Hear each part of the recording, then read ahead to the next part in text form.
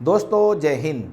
SS classes में आपका हार्दिक स्वागत, अभिनंदन, आपका इस्तकबाल। दोस्तों आप सभी कैसे हो? उम्मीद करता हूँ आप सभी अच्छे होंगे। आज का हमारा जो टॉपिक है राजस्थान के प्रमुख अन्य झीलें, तालाब, कुएं और राजस्थान की प्रमुख बावड़ियाँ। आओ हम इस पर चर्चा करते हैं मित्रों।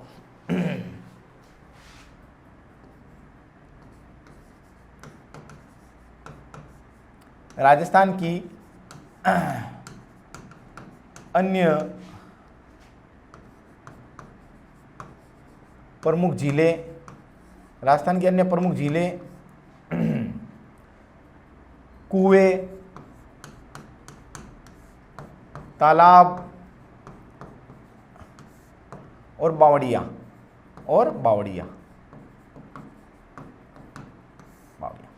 देखो दोस्तों, हमने पिछली क्लास के अंदर राजस्थान की जो प्रमुख झीलें हैं उनका जिक्र किया था, उन पे चर्चा की थी। आज हम राजस्थान के अन्य प्रमुख झीलें, कुएं, तालाब और बावड़ियों का जिक्र करेंगे।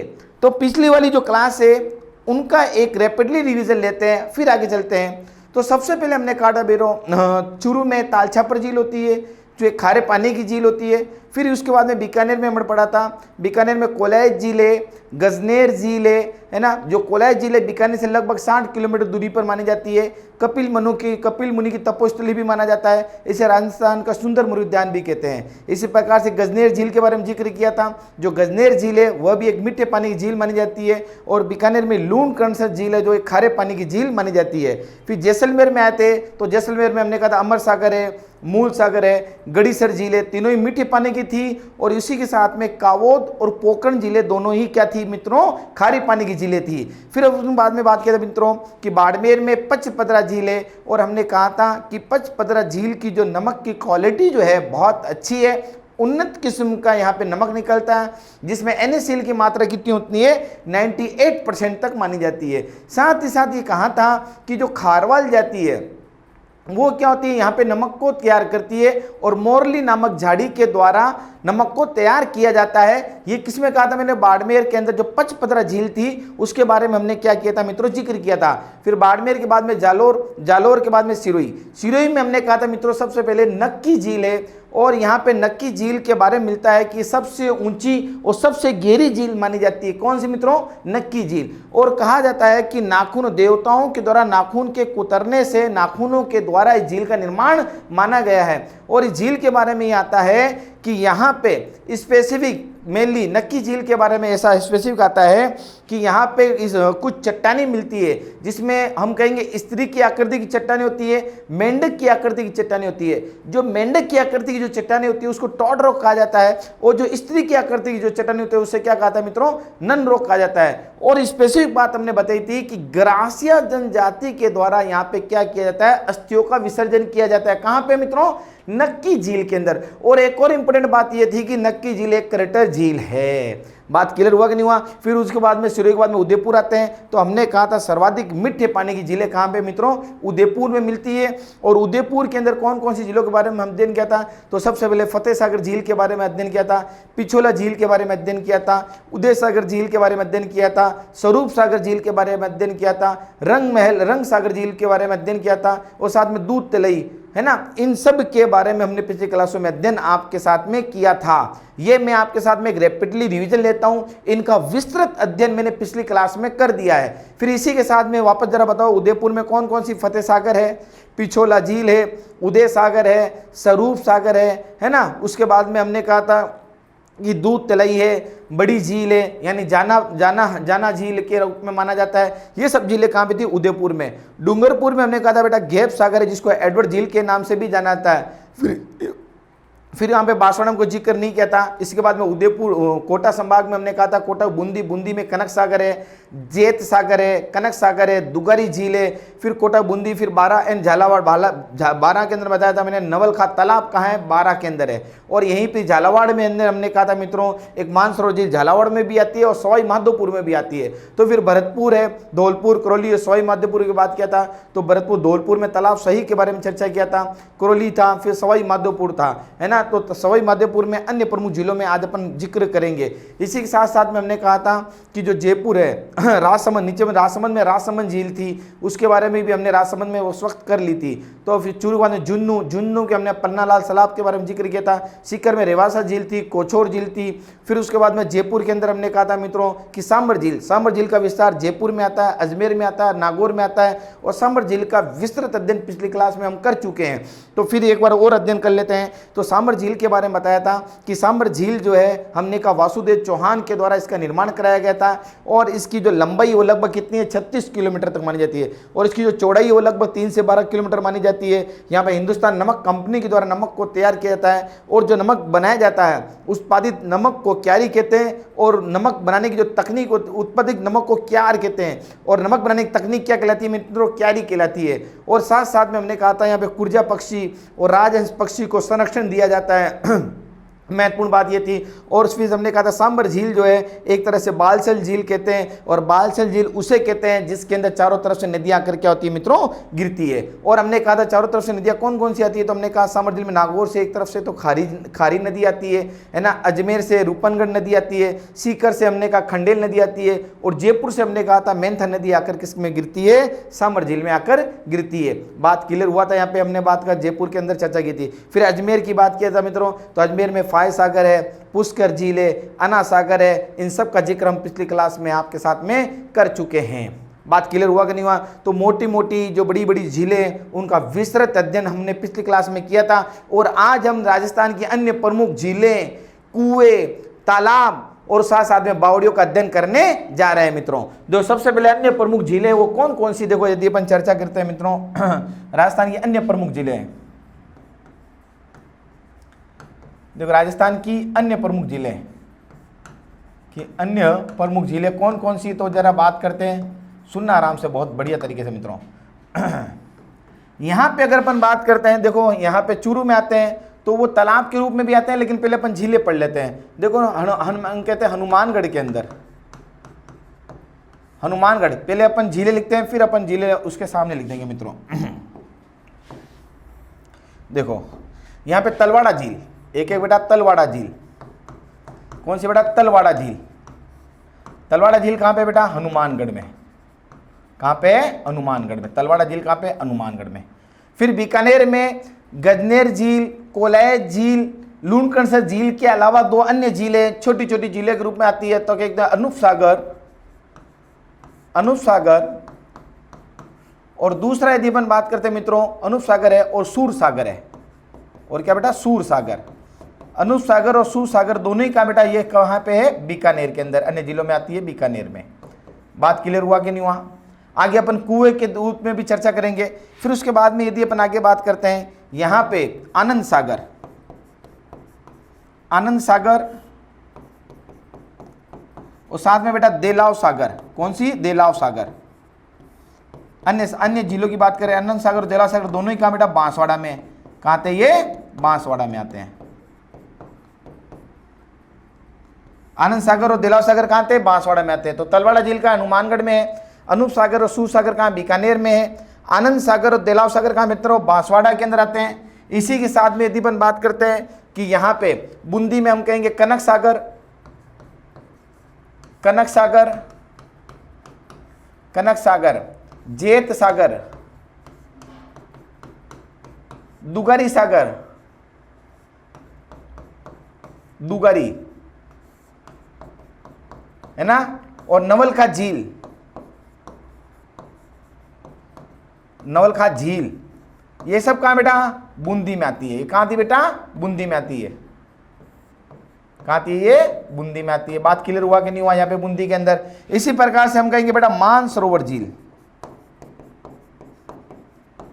मानसरोवर झील जो है झालावाड़ में आती है। कहाँ थी बेटा, झालावाड़ में है।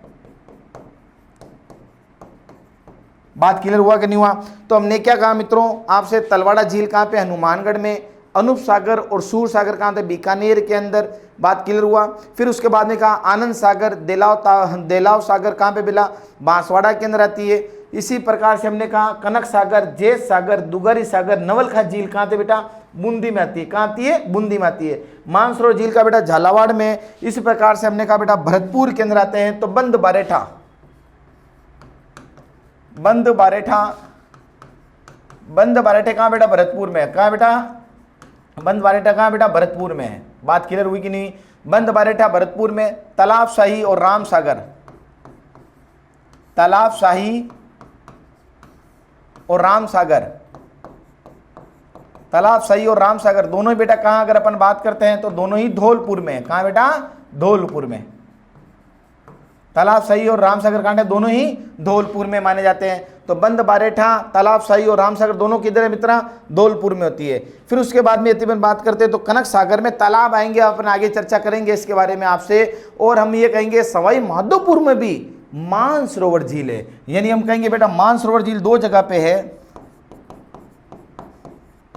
तो मानसरोवर झील क्या बेटा कहाँ पे है? ये भी सवाई माधोपुर में भी है। कहाँ बेटा? ये सवाई माधोपुर में है। मानसरोवर झील कहाँ बेटा? सवाई माधोपुर के अंदर है। बात क्लियर हुआ कि नहीं हुआ हमारी बात आपसे, है ना? तो मानसरोवर झील देखो कहाँ बेटा? झालावाड़ में भी मानसरोवर झील है और सवाई माधोपुर में भी क्या मित्रों? मानसरोवर झील है। बात क्लियर हुआ यहाँ पे हमारी। फिर आगे अपन चर्चा करते हैं। इसी के साथ में हम ये कहेंगे कि यहाँ पे फिर उसके बाद में हमने कहा था कि जो मानसरोवर झील यहाँ पे आ गई। और अब अपन बात करते हैं जितने भी जो अन्य जो प्रमुख झीलें थी हमने उसके जिक्र किया, सवाई माधोपुर में भी आ रही है। और अब अपन बात करते हैं ये प्रमुख झीलें हमने कुछ कुछ आपके चर्चा आपके साथ में की है। और जयपुर में भी अगर अपन बात करें तो जयपुर में भी मानसागर झील है और साथ साथ में मावट झील है ना? तो जयपुर में भी कौन सी झील है बेटा? मानसागर झील सबसे प्रदूषित झील है, ध्यान रखना। मानसागर झील कौन सी बेटा? मानसागर, मानसागर झील है। और एक हम कहेंगे मावट झील, मावट, मावट झील। मानसागर और मावट झील दोनों ही कहाँ था बेटा? जयपुर के अंदर आती है, जयपुर में। और दोनों ही मानसागर जो है हमने कहा सबसे प्रदूषित झील में आती है। ये सबसे प्रदूषित झील है, सबसे प्रदूषित झील है। मानसागर जो है बेटा सबसे प्रदूषित झील है। बात क्लियर हुआ कि नहीं हुआ? तो हमने राजस्थान की अन्य प्रमुख झीलों के बारे में आपके साथ में क्या किए मित्रों? चर्चा की है। और अगर अपन बात करते हैं इसी के साथ के अंदर तो कनक सागर, मानसागर और हमने बुझ झील आगे ये सब चर्चा विस्तृत रूप से हम कर चुके हैं पिछली क्लासों में। अब अपन बात करते हैं राजस्थान के प्रमुख कुएं। देखो राजस्थान के प्रमुख कुएं, फिर तालाब और बावड़िया। राजस्थान के प्रमुख कुएं क्या बेटा? प्रमुख कुएं। याद रखना मित्रों दो प्रमुख कुएं हैं। एक का तो आपको नाम सुना होगा बेटा चांदन नलकूप। एक कौन सा बेटा? चांदन नलकूप। चांदन नलकूप कहाँ है ये चांदन नलकूप मित्रों? चांदन नलकूप की यदि अपन बात करते हैं तो ये कहाँ पे है? तो हमने कहा बेटा जैसलमेर के अंदर। कहाँ है ये? जैसलमेर में। चांदन नलकूप कहाँ बेटा? जैसलमेर में। और साथ साथ में बाटाडू का कुआं, बहुत इंपॉर्टेंट पॉइंट है। बाटाडू, बाटाडू का कुआं, बाटाडू का कुआं,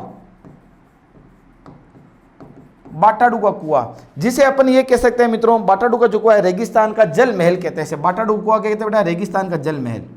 इसे क्या कहते हैं? रेगिस्तान का जल महल। बाटाडू का कुआं, रेगिस्तान का जल महल। कहाँ है ये बेटा?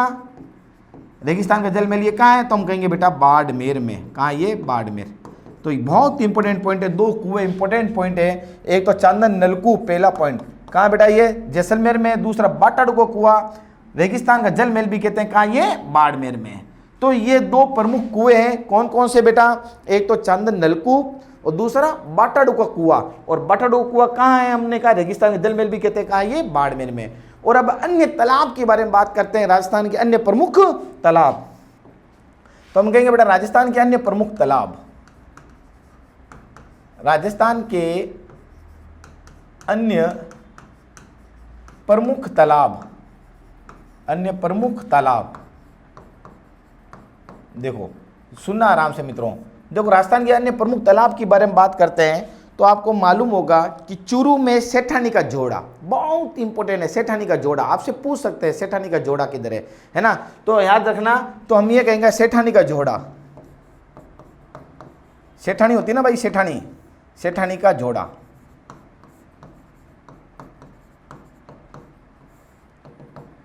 सेठानी का जोड़ा किधर है बेटा? ये चूरू में। आप मैं कई बार ऐसे सोचता हूँ कि आप सोच रहे होंगे कि यार ये सब इतना कैसे तैयार होगा, कैसे याद होगा। तो मित्रों याद रखना कि जो भी आप तैयारी कर रहे हो उसको कंटिन्यूसली तैयारी कीजिए। कंटिन्यूसली तैयारी करना ही सफलता का एक सबसे बड़ा राज है।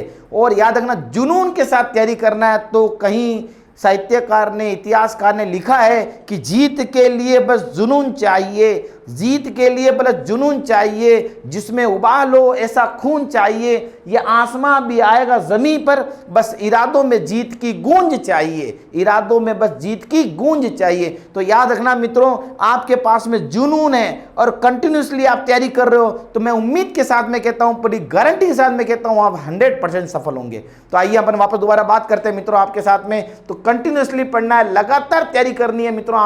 आप मेरे साथ में लगातार तैयारी करो मित्रों, सफलता मैं आपको दिलाऊंगा मित्रों, याद रखना। आओ जरा राजस्थान के अन्य प्रमुख तालाब की बात करते हैं। तो सेठानी का जोड़ा किधर है मित्रों? चूरू के अंदर है। बात क्लियर हुआ कि नहीं हुआ? फिर अगर अपन बात करते हैं गुड़ा, हम कहते हैं बूढ़ा जोड़ा, बूढ़ा जोड़, बूढ़ा जोड़, बूढ़ा जोड़। तो ये बात करते हैं कहता गंगानगर में, कहता बूढ़ा जोड़ का इधर है गंगानगर में। बात क्लियर हुआ कि नहीं हुआ? बूढ़ा जोड़ किधर है बेटा? गंगानगर के अंदर आता है। तो सेठानी का जोड़ा, बूढ़ा जोड़, ये सब किधर मित्रों? गंगानगर मिलता है। इस प्रकार बेटा शेरीर तालाब, शेरीर तालाब, शेरीर तालाब, खारी तालाब, खारी तालाब, ये दोनों कहाँ आते हैं मित्रों? भीलवाड़ा के अंदर आते हैं। किधर आते हैं बेटा? भीलवाड़ा में आते हैं, भीलवाड़ा में आते हैं। तो याद रखना मित्रों, सेठानी का जोड़ा, ये बहुत इंपॉर्टेंट है, इस बात पूछ सकते हैं। सेठानी का जोड़ा किधर है? तो चूरू में। बूढ़ा जोड़ किधर है? गंगानगर में। शेरीर तालाब, खारी तालाब किधर है मित्रों? भीलवाड़ा के अंदर आता है। फिर अपन बात करते हैं मित्रों, इसी के साथ के अंदर आता है शुक्र तालाब, नागौर में। किधर है बेटा? शुक्र तालाब, शुक्र तालाब किधर आता है बेटा? नागौर में। शुक्र तालाब किधर आता है बेटा? नागौर में। इस प्रकार से हम कहेंगे काला तालाब, काला तालाब, जंगली तालाब, जंगली तालाब, काला तालाब, जंगली तालाब। फिर अगर अपन बात करते हैं सुख तालाब, सुख तालाब, ये रणथंभौर सवाई माधोपुर में। तीनों बेटा किधर है? हम कहेंगे रणथंभौर सवाई माधोपुर में। कहां पे ये बेटा?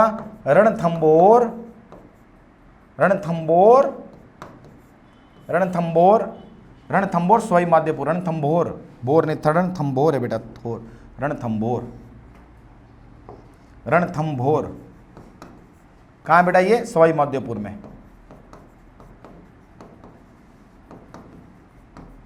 बात क्लियर हुई कि नहीं मित्रों मेरी आपसे? तो याद रखना, काला तालाब, जंगली तालाब, सुख तालाब, ये किधर मित्रों?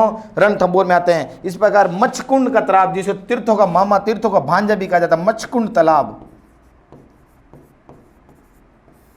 मच्छकुंड जो तालाब है, इसे तीर्थों का भांजा भी कहा जाता है बेटा। क्या कहा जाता है इसको? तीर्थों का भांजा, तीर्थों का भांजा भी कहा जाता है। और तीर्थों का मामा किसको कहते हैं? तो हमने कहा था पुष्कर झील को तीर्थों का मामा कहते हैं। और मच्छकुंड तालाब जो कहां पे? धौलपुर में है। मच्छकुंड तालाब कहां बेटा? धौलपुर में, जिसको क्या कहते हैं? तीर्थों का भांजा भी कहा जाता है। इस प्रकार से अपन बात करते हैं बेटा नवलखा तालाब। कहां है? नवलखा तालाब, नवलखा तालाब, नवलखा तालाब, नवलखा तालाब कहां बेटा? हम कहेंगे बेटा 12 में। अब याद देखो, नवलखा से आज अपन तीनों पॉइंट लिखते हैं। नवलखा जो चीज बहुत इंपोर्टेंट है, नवलखा देखो, मैंने आपको बताया कि नवलखा झील कहां है, इंपोर्टेंट, नोट डाल के लिखना, नोट, नोट, कि नवलखा झील आपसे पूछे कहां है, तो हमने कहा बेटा अभी आपको बता गया हूं कहां है, ये बूंदी के अंदर है, ठीक है ना। नवलखा तालाब किधर है बेटा? नवलखा तालाब कहां है? अभी मैं बता गया हूं मित्रों कहां, ये 12 में है। और याद रखना मित्रों, नवलखा बावड़ी, बहुत इंपोर्टेंट पॉइंट है, नवलखा बावड़ी, नवलखा बावड़ी कहां है? डूंगरपुर में। किधर है बेटा? डूंगरपुर में। बहुत इंपोर्टेंट पॉइंट है ये तीनों ही, नवलखा झील, नवलखा तालाब, नवलखा बावड़ी। तो हम ये कहेंगे कि नवलखा झील कहां है? तो बूंदी के अंदर है। नवलखा तालाब कहां है? 12 में है। और नवलखा बावड़ी अगर आपसे पूछे तो कहा बेटा डूंगरपुर में आती है। बात क्लियर हुआ कि नहीं हुआ? तो हमने ये कहा, देखो सेठानी का जोड़ा किधर है? चूरू में। बूढ़ा जोड़ किधर है? गंगानगर में। शेरीर तालाब किधर है बेटा? भीलवाड़ा में।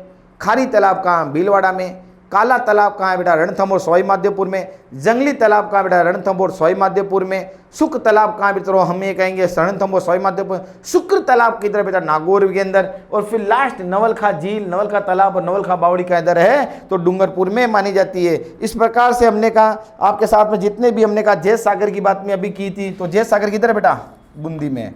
तो जैत सागर किधर है, बूंदी में। तो ये जितने भी हमने कहा बेटा ये कुएं, तो हमने कहा राजस्थान के कितने कुएं, 2 कुएं बताए आपको। तो एक तो चांदन नलकूप कहाँ बेटा, जैसलमेर में। दूसरा बाटाडू का कुआं दोस्तों बाड़मेर में, जिसे रेगिस्तान का जल महल भी कहा जाता है। इस प्रकार से तालाब के बारे में वापस जिक्र करता हूँ आपके साथ में। तो पहला सेठानी का जोड़ा, एक गुड्डा, सेठानी जोड़ा के चूरू में गुड्डा। हमने कहा गुड्डा जो तालाब है उस वो कहा बेटा बूढ़ा तालाब जो वो किधर है मित्रों, यदि अपन बात करते हैं तो वो किधर बताया मैंने, गंगानगर के अंदर बताया। फिर शेरीर तालाब है, खारी तालाब कहाँ, भीलवाड़ा के अंदर है। इस प्रकार से हमने कहा जो काला तालाब है, शुक्र तालाब है, जंगली तालाब है वो रणथंभौर में। शुक्र तालाब किधर मित्रों, नागौर में। और नवलखा तालाब किधर मित्रों, हमने कहा नवलखा तालाब किधर है, तो याद रखना 12 के अंदर है। किधर बेटा, 12 में। नवलखा तालाब किधर है, 12 के अंदर है। बात क्लियर हुआ कि नहीं हुआ, ये मेरी बात क्लियर हुई। इस प्रकार से हमने राजस्थान के अन्य प्रमुख झीलें, कुएं और तालाब का अध्ययन किया है। अब अपन अगर बात करते हैं राजस्थान की प्रमुख बावड़ियां, तो राजस्थान की प्रमुख बावड़ियों के बारे में जिक्र करते हैं।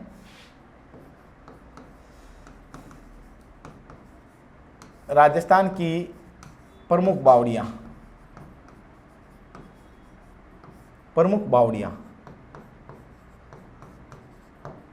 देखो याद रखना मित्रों, राजस्थान की प्रमुख बावड़ियां, तो याद रखना सबसे पहले बात आती है कि किसे बावड़ियों का शहर कहा जाता है। तो बूंदी को, नॉट इंपोर्टेंट बात लिखना कि बूंदी को बावड़ियों का शहर भी कहते हैं। किसको बेटा, बूंदी को बावड़ियों का शहर भी कहा जाता है। तो सबसे पहले नोट डाल के लिखना है यहाँ पे, क्या कहते हैं बेटा, बूंदी को क्या कहते हैं, बावड़ियों का शहर भी कहा जाता है। बावड़ियों का शहर भी कहा जाता है। बूंदी को बावड़ियों का शहर कहा जाता है। तो बूंदी को बावड़ियों का शहर कहा जाता है। तो यहाँ पे प्रमुख बावड़ियां कौन कौन सी बेटा आती थी, अपन चर्चा करते हैं प्रमुख बावड़ियां। आओ जरा बात करते हैं प्रमुख बावड़ियां। देखो यहाँ पे, देखो यहाँ की अपन बात करते हैं लाहिनी की बावड़ी, दूध बावड़ी कहाँ बेटा, सिरोही में। दूध तलई कहाँ है, तो हमने कहा उदयपुर के अंदर। दूध बावड़ी कहाँ है, तो हमने कहा सिरोही में। उस दिन पिछली बार क्लास में मैं चर्चा कर चुका हूं। तो याद रखना सबसे पहले लाहिनी की बावड़ी। नंबर 1 कौन सी बेटा, लाहिनी की बावड़ी,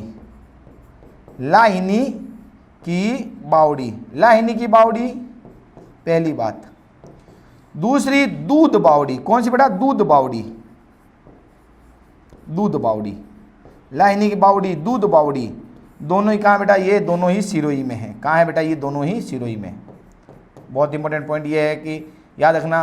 तो पहला हमने कहा बावड़ियों में बूंदी को बावड़ियों का शहर कहा जाता है। लाहिनी की बावड़ी आपसे पूछे, दूध बावड़ी कहाँ, दोनों बेटा सिरोही के अंदर मानी जाती है। अब जरा त्रिमुख बावड़ी, क्या बेटा, त्रिमुख बावड़ी।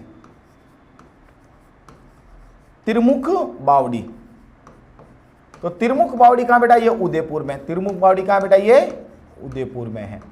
त्रिमुख बावड़ी कहाँ बेटा, ये उदयपुर में है। इसी प्रकार से हमने कहा नवलखा बावड़ी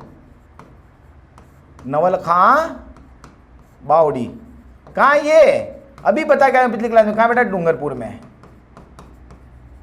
तो याद रखना, मैंने बार बार जिक्र कर रहा हूं कि नवलखा झील कहाँ है। तो याद रखना नवलखा झील हमने कहा दोस्तों बूंदी में। फिर नवलखा तालाब कहाँ है, 12 में। और नवलखा बावड़ी कहाँ है, डूंगरपुर में। बात क्लियर हुआ कि नहीं हुआ मित्रों मेरी। तो यदि अपन आगे चलते हैं कि नवलखा बावड़ी कहाँ है, डूंगरपुर के अंदर है। फिर आओ जरा, हमने ये कहा पन्ना मीना की बावड़ी, पन्ना मीना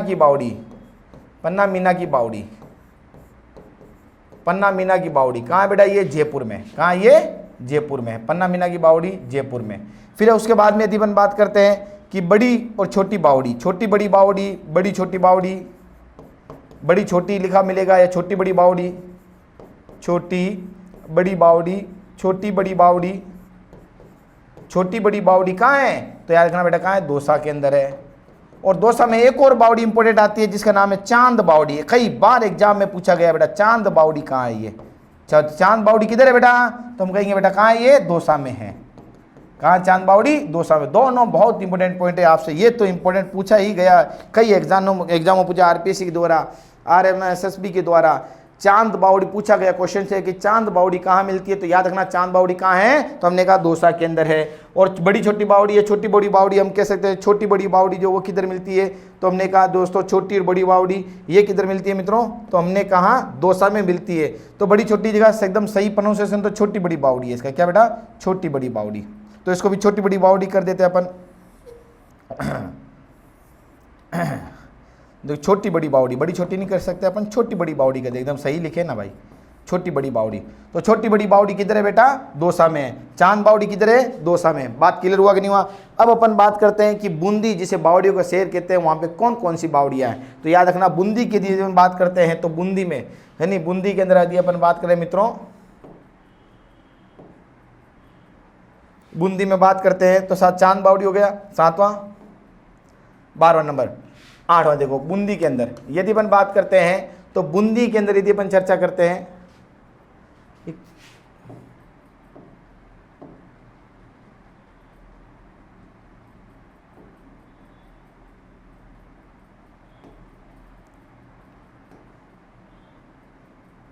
चलो आगे अपन बूंदी में बात करते हैं। तो बूंदी में हम कहेंगे अनारकली की बावड़ी, क्या बेटा, अनारकली की बावड़ी, अनारकली की बावड़ी, पहला पॉइंट, अनारकली की बावड़ी पहला पॉइंट। दूसरा रानी की बावड़ी, रानी की बावड़ी। गुलाब कदम, गुलाब कदम हम लिख सकते हैं कौन सा बेटा, कि गुलाब कदम अच्छी तरह से, गुलाब कदम अच्छी तरह से, गुलाब कदम अच्छी तरह से, गुलाब कदम अच्छी तरह से नाम है इसका पूरा। ये तीनों कहाँ बेटा, बूंदी के अंदर है, तीनों ही कहाँ है, बूंदी में है। कहाँ, ये बूंदी में। बात क्लियर हुआ कि नहीं हुआ, बूंदी में है ये, तो याद रखना बेटा बूंदी, बूंदी, ठीक है ना। तो अनारकली की बावड़ी, अनार, अनार नहीं अनार है बेटा, अनार, क्या ये, अनार, अनारकली की बावड़ी। तो अनारकली की बावड़ी, रानी की बावड़ी, गुलाब कदम अच्छी तरह से की बावड़ी कहाँ है, बूंदी में है। फिर अपन कह सकते हैं बेटा हाड़ी रानी की बावड़ी, हाड़ी, क्या बेटा, हाड़ी रानी की बावड़ी, हाड़ी रानी की बावड़ी, हाड़ी रानी की बावड़ी। तो हाड़ी रानी की जो बावड़ी है वो कहाँ बेटा, यदि अपन बात करते हैं हाड़ी रानी की बावड़ी, तो हमने कहा जो हाड़ी रानी की बावड़ी है वो है कहाँ, टोंक के अंदर है। कहाँ बेटा, टोंक के अंदर है। तो याद रखना बहुत इंपॉर्टेंट है हाड़ी रानी। दे रानी की बावड़ी तो कहाँ है, बूंदी में, और वही हाड़ी रानी की बावड़ी कहाँ है बेटा, टोंक के अंदर हाड़ी रानी की बावड़ी मानी जाती है। फिर उसके बाद में अपन ये कह सकते हैं कि लास्ट अगर अपन चर्चा करें मित्रों, तो इसी के साथ साथ में डूंगरपुर में हो गई, उदयपुर में त्रिमुखी बावड़ी होगी, है ना, टोंक, जयपुर, जयपुर में भी हमने कहा, जयपुर में कौन सी बावड़ी बताया आपने, आपको पन्ना मीना की बावड़ी जयपुर के अंदर होती है। तो ये प्रमुख बावड़ियों की जिक्र मैंने आपके साथ में क्या मित्रों किया है।